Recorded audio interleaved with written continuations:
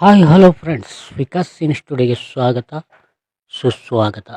ಯಾರೆಲ್ಲ Vikas cine ಸ್ಟುಡಿಯೋವನ್ನು subscribe ಮಾಡ್ಕೊಂಡಿಲ್ಲ ಅವರೆಲ್ಲ ಸಬ್ಸ್ಕ್ರೈಬ್ ಮಾಡ್ಕೊಳ್ಳಿ ಅಂತ ಹೇಳ್ತಾ, ಬನ್ನಿ ಈ ದಿವಸ ಪವರ್ ಸ್ಟಾರ್ ಪುನೀತ್ ರಾಜ್ಕುಮಾರ್ ಅವರು ಅಭಿನಯಿಸಿರ್ತಕ್ಕಂಥ ಚಲನಚಿತ್ರಗಳ ಬಗ್ಗೆ ತಿಳಿಯೋಣ.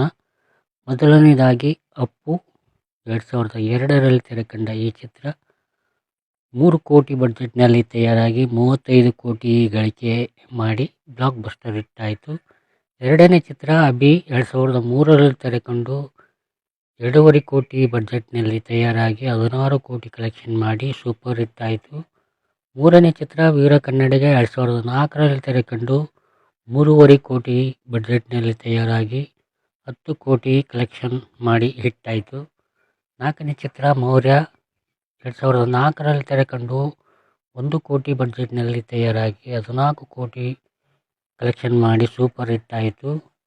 ಐದನೇ ಚಿತ್ರ ಆಕಾಶ್ 2005ರಲ್ಲಿ ತೆರೆಕೊಂಡು 7 ಕೋಟಿ ಬಡ್ಜೆಟ್ನಲ್ಲಿ ತಯಾರಾಗಿ 40 ಕೋಟಿ ಕಲೆಕ್ಷನ್ ಮಾಡಿ ಬ್ಲಾಕ್ ಬಸ್ಟರ್ ಹಿಟ್ ಆಯಿತು. ಆರನೇ ಚಿತ್ರ ನಮ್ಮ ಬಸವ 2005ರಲ್ಲಿ ತೆರೆಕೊಂಡು 10 ಕೋಟಿ ಬಡ್ಜೆಟ್ನಲ್ಲಿ ತಯಾರಾಗಿ 21 ಕೋಟಿ ಕಲೆಕ್ಷನ್ ಮಾಡಿ ಹಿಟ್ ಆಯಿತು. ಅವರ ಏಳನೇ ಚಿತ್ರ ಅಜಯ್ 2006ರಲ್ಲಿ ತೆರೆಕೊಂಡು 10 ಕೋಟಿ ಬಡ್ಜೆಟ್ನಲ್ಲಿ ತಯಾರಾಗಿ 18 ಕೋಟಿ ಗಳಿಕೆ ಮಾಡಿ ಹಿಟ್ ಆಯಿತು. ಎಂಟನೇ ಚಿತ್ರ ಅರಸು 2007ರಲ್ಲಿ ತೆರೆಕೊಂಡು 6 ಕೋಟಿ ಬಡ್ಜೆಟ್ನಲ್ಲಿ ತಯಾರಾಗಿ 15 ಕೋಟಿ ಕಲೆಕ್ಷನ್ ಮಾಡಿ ಸೆಮಿ ಹಿಟ್ ಆಯಿತು. ಒಂಬತ್ತನೇ ಚಿತ್ರ ಮಿಲನ 2007ರಲ್ಲಿ ತೆರೆಕೊಂಡು 12 ಕೋಟಿ ಬಡ್ಜೆಟ್ನಲ್ಲಿ ತಯಾರಾಗಿ 27 ಕೋಟಿ ಗಳಿಕೆ ಮಾಡಿ ಸೂಪರ್ ಹಿಟ್ ಆಯಿತು. ಹತ್ತನೇ ಚಿತ್ರ ಬಿಂದಾಸ್ 2008ರಲ್ಲಿ ತೆರೆಕೊಂಡು 9 ಕೋಟಿ ಬಡ್ಜೆಟ್ನಲ್ಲಿ ತಯಾರಾಗಿ 20 ಕೋಟಿ ಗಳಿಕೆ ಮಾಡಿ ಹಿಟ್ ಆಯಿತು. ಇವರ 11ನೇ ಚಿತ್ರ ವಂಶಿ 2008ರಲ್ಲಿ ತೆರೆಕೊಂಡು 3.5 ಕೋಟಿ ಬಡ್ಜೆಟ್ನಲ್ಲಿ ತಯಾರಾಗಿ 12 ಕೋಟಿ ಗಳಿಕೆ ಮಾಡಿ ಹಿಟ್ ಆಯಿತು. 12ನೇ ಚಿತ್ರ ರಾಜ್ 2009ರಲ್ಲಿ ತೆರೆಕೊಂಡು 3 ಕೋಟಿ ಬಡ್ಜೆಟ್ನಲ್ಲಿ ತಯಾರಾಗಿ 25 ಕೋಟಿ ಗಳಿಕೆ ಮಾಡಿ ಸೂಪರ್ ಹಿಟ್ ಆಯಿತು. ಇವರ 13ನೇ ಚಿತ್ರ ರಾಮ್ 2009ರಲ್ಲಿ ತೆರೆಕೊಂಡು 9 ಕೋಟಿ ವೆಚ್ಚದಲ್ಲಿ ತಯಾರಾಗಿ 45 ಕೋಟಿ ಕಲೆಕ್ಷನ್ ಮಾಡಿ ಬ್ಲಾಕ್ ಬಸ್ಟರ್ ಹಿಟ್ ಆಯಿತು. 14ನೇ ಚಿತ್ರ ಪೃಥ್ವಿ 2010ರಲ್ಲಿ ತೆರೆಕೊಂಡು 10 ಕೋಟಿ ಬಡ್ಜೆಟ್ನಲ್ಲಿ ತಯಾರಾಗಿ 12 ಕೋಟಿ ಗಳಿಕೆ ಮಾಡಿ ಫ್ಲಾಪ್ ಆಯಿತು. 15ನೇ ಚಿತ್ರ ಜಾಕಿ 2010ರಲ್ಲಿ ತಯಾರಾದ ಈ ಚಿತ್ರಕ್ಕೆ 7 ಕೋಟಿ ಬಂಡವಾಳ ಹೂಡಿ 30 ಕೋಟಿ ಗಳಿಕೆ ಮಾಡಿ ಸೂಪರ್ ಹಿಟ್ ಆಯಿತು. 16ನೇ ಚಿತ್ರ ಹುಡುಗರು 2011ರಲ್ಲಿ ತಯಾರಾಗಿ 3 ಕೋಟಿ ವೆಚ್ಚದಲ್ಲಿ ತಯಾರಾದ ಈ ಚಿತ್ರ 9 ಕೋಟಿ ಗಳಿಕೆ ಮಾಡಿ ಅವರೇಜ್ ಆಯಿತು. ಇನ್ನು 17ನೇ ಚಿತ್ರ ಪರಮಾತ್ಮ 2011ರಲ್ಲಿ ತೆರೆಕಂಡ ಈ ಚಿತ್ರಕ್ಕೆ 6 ಕೋಟಿ ವೆಚ್ಚ ತಗಲಿ 20 ಕೋಟಿ ಗಳಿಕೆ ಮಾಡಿ ಹಿಟ್ ಆಯಿತು. ಇನ್ನು 18ನೇ ಚಿತ್ರ ಅಣ್ಣ ಬಾಂಡ್ 2012ರಲ್ಲಿ ತಯಾರಾದ ಈ ಚಿತ್ರಕ್ಕೆ 4 ಕೋಟಿ ಬಂಡವಾಳ ಹೂಡಿ 15 ಕೋಟಿ ಗಳಿಕೆ ಮಾಡಿ ಸೆಮಿ ಹಿಟ್ ಆಯಿತು. 19ನೇ ಚಿತ್ರ ಯಾರೇ ಕೂಗಾಡಲಿ 2012ರಲ್ಲಿ ತಯಾರಾದ ಈ ಚಿತ್ರಕ್ಕೆ 9 ಕೋಟಿ ವೆಚ್ಚ ತಗಲಿ 14 ಕೋಟಿ ಗಳಿಕೆ ಮಾಡಿ ಆವರೇಜ್ ಆಯಿತು. 20ನೇ ಚಿತ್ರ ನಿನ್ನಿಂದಲೇ 2014ರಲ್ಲಿ ತೆರೆಕಂಡ ಈ ಚಿತ್ರಕ್ಕೆ 17 ಕೋಟಿ ವೆಚ್ಚ ತಗಲಿ 14 ಕೋಟಿ ಗಳಿಕೆಯಾಗಿ ಫ್ಲಾಪ್ ಆಯಿತು.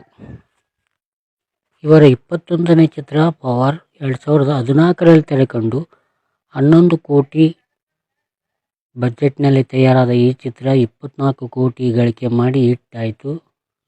22ನೇ ಚಿತ್ರ ಮೈತ್ರಿ 2015ರಲ್ಲಿ ತೆರೆಕಂಡ ಈ ಚಿತ್ರಕ್ಕೆ 18 ಕೋಟಿ ಬಡ್ಜೆಟ್ನಲ್ಲಿ ತಯಾರಾಗಿ 39 ಕೋಟಿ ಗಳಿಕೆ ಮಾಡಿ ಹಿಟ್ ಆಯಿತು.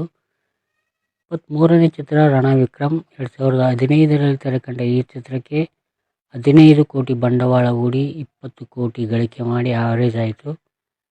24ನೇ ಚಿತ್ರ ಚಕ್ರವ್ಯೂಹ 2016ರಲ್ಲಿ ತೆರೆಕಂಡ ಈ ಚಿತ್ರಕ್ಕೆ 14 ಕೋಟಿ ಬಂಡವಾಳ ಹೂಡಿ 25 ಕೋಟಿ ಕಲೆಕ್ಷನ್ ಮಾಡಿ ಹಿಟ್ ಆಯಿತು.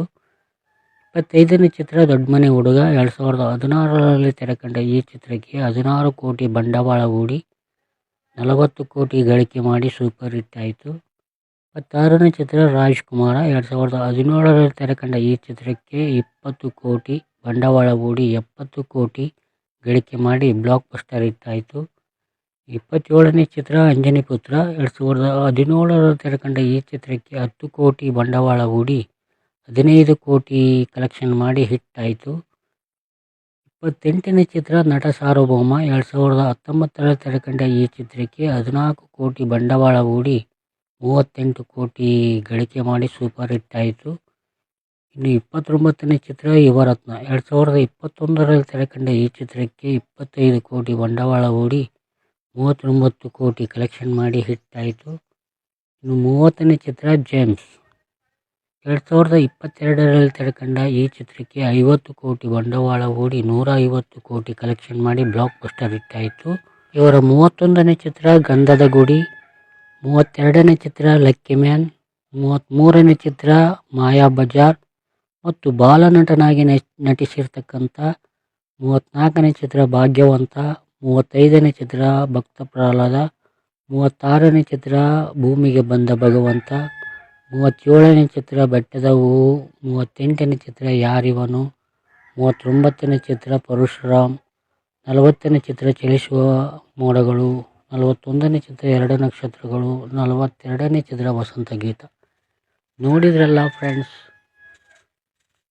ಇವೆಲ್ಲ ಪವರ್ ಸ್ಟಾರ್ ಪುನೀತ್ ರಾಜ್ಕುಮಾರ್ ಅವರು ಅಭಿನಯಿಸಿರ್ತಕ್ಕಂಥ ಚಲನಚಿತ್ರಗಳು. ಇವರ ಒಂದೊಂದು ಚಿತ್ರಗಳು ಅದ್ಭುತ, ಅಮೋಘ. ಬಾಲ್ಯದಲ್ಲೇ ಅಮೋಘ ನಟನೆ ಮಾಡಿ ಇವರು ರಾಷ್ಟ್ರ ಪ್ರಶಸ್ತಿ, ರಾಜ್ಯ ಪ್ರಶಸ್ತಿಗಳನ್ನು ಮುಡಿಗೇರಿಸಿಕೊಂಡಿದ್ದಾರೆ. ಹೆಚ್ಚು ಅಭಿಮಾನಿಗಳನ್ನು ಹೊಂದಿರತಕ್ಕಂಥ ನಟರಲ್ಲಿ ಒಬ್ಬರು. ಮತ್ತೆ ಮುಂದಿನ ವಿಡಿಯೋದಲ್ಲಿ ಮತ್ತೊಬ್ಬ ನಟರೊಂದಿಗೆ ಭೇಟಿಯಾಗೋಣ. ಅಲ್ಲಿವರೆಗೂ ತಮ್ಮೆಲ್ಲರಿಗೂ ಧನ್ಯವಾದಗಳು.